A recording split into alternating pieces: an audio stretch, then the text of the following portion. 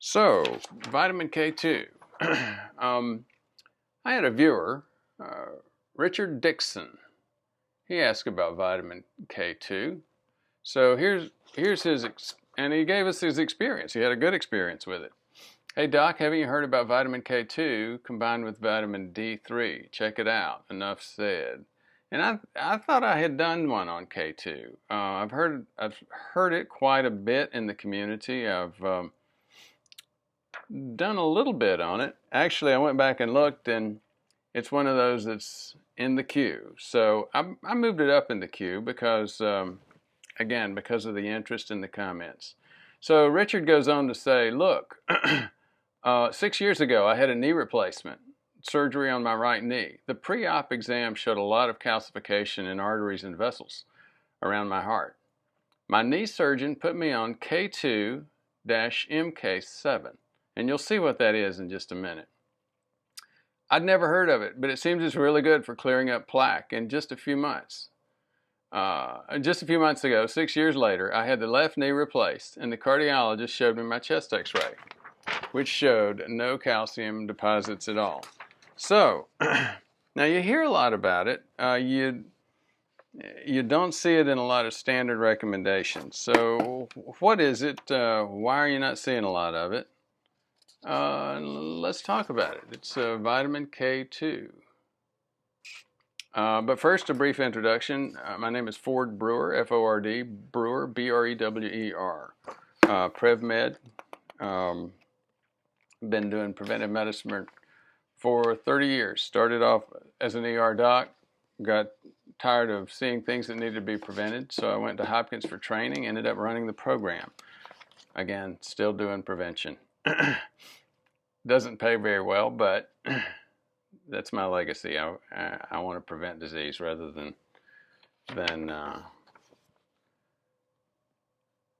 cure it. So let's talk about vitamins K1 and K2. Vitamin K1 has a chemical name called phylloquinone. Vitamin K2 is menaquinone. Both of them are fat soluble. Menaquinone has subtypes. I quote a study. I go through a randomized clinical trial a little bit later at the end of this survey, and it's using M4 through M7. Menaquinone, M4 through M7. So that gets back to Richard Dixon's comments about M7, which is what he was given by his orthopedist. Now, what are the sources? Green leafy vegetables for vitamin K1, very different. Meats, eggs, and cheeses for vitamin K2. What does vitamin K1 do in the body? It's a cofactor, gamma-glutamyl carboxylation. Well, vitamin K2 is the same thing. And don't get too wrapped up in that. I know that's, some medical geeky terms, but basically these are the types of enzymes that they assist in the body's processes. Here's the difference though. Vitamin K1 is involved with coagulation processes, factors 7, 9, and 10. Vitamin K2 though, however, is involved in tissue calcification processes. So you see that especially in tissue calcification in bony tissue and artery walls. So again, dietary sources, very, very different. Green leafy vegetables for K1 and meats, cheeses, and eggs in K2. Of course, you could get either one as a supplement. Now, what's the literature been on K2 and K1? Well, results from lab animals and human studies regarding vitamin K in general and cardiovascular risk have been inconsistent. Now, much of this inconsistency, though, is due to the fact that there's been a failure in most research to differentiate between K1 and K2. The Nurses' Health Study, I think about 40,000 nurses it did see some moderate decrease in risk, but they were looking at K1, it looked like. The health professionals follow-up study, again, tens of thousands of people, no change.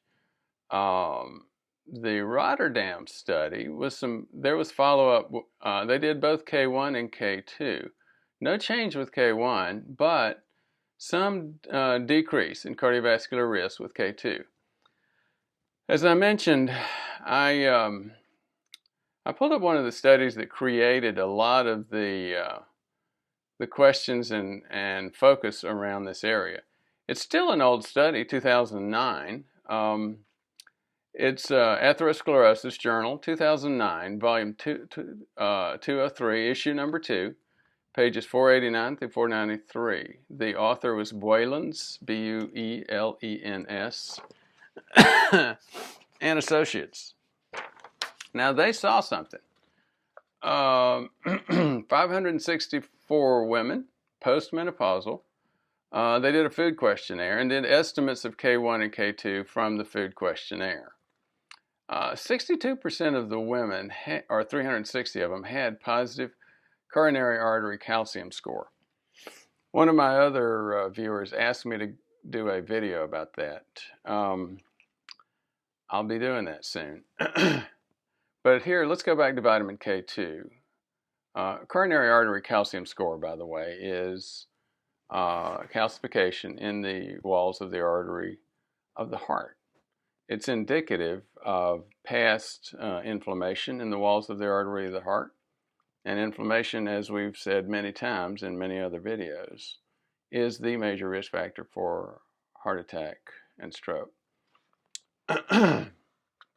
I personally have some. I had coronary artery calcium score about 2 weeks ago. I had a score of, I think it was 81.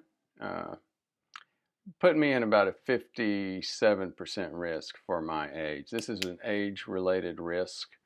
And again, I'll do other videos, and I have done other videos regarding my own risk. I have some significant genetic challenges, which I've overcome fairly well. Anyway, I said I wasn't going to talk about coronary artery calcium score. Vitamin K1 in the Buelens study, they looked at the probability of calcification, and they saw an N of 1.17, a relative risk of 1.17, with a p-value for 95% of 0.96 to 1.42. Now, what does that mean? Let's go through some epidemiology real quick, but it's actually pretty simple. If your relative risk is 1, there's no change. If your relative risk is 1.17, that means you've got a little bit more risk, 17% more risk. Now, what are these numbers? And that's for taking vitamin K1. But what are these numbers over here? Well, when you do a study,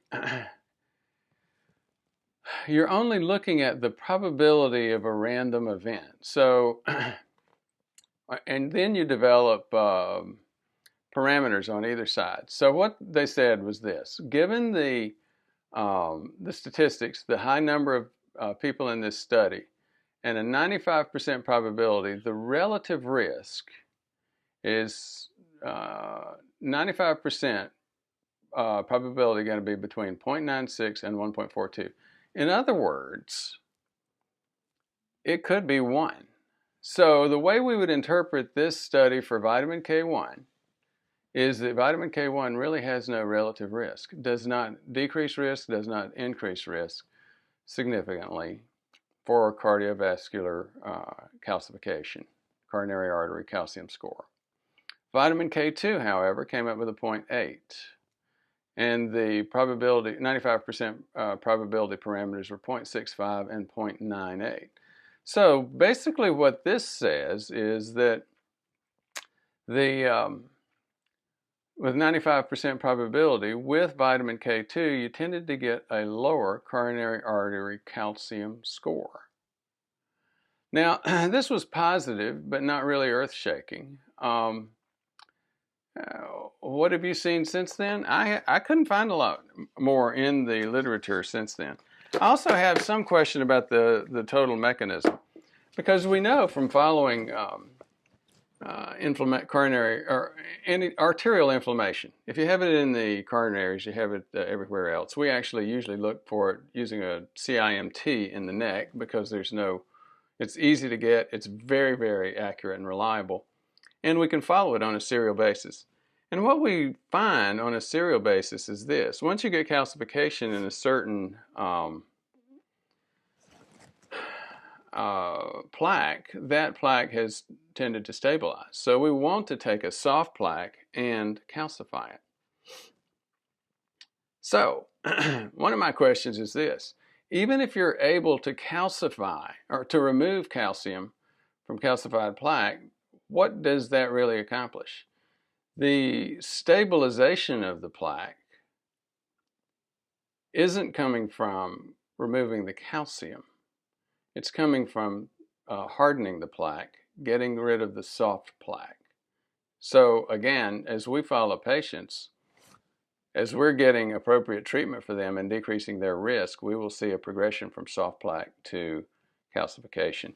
So again, vitamin K2 may work in terms of pulling calcium out. It may or may not actually decrease risk, even if it does.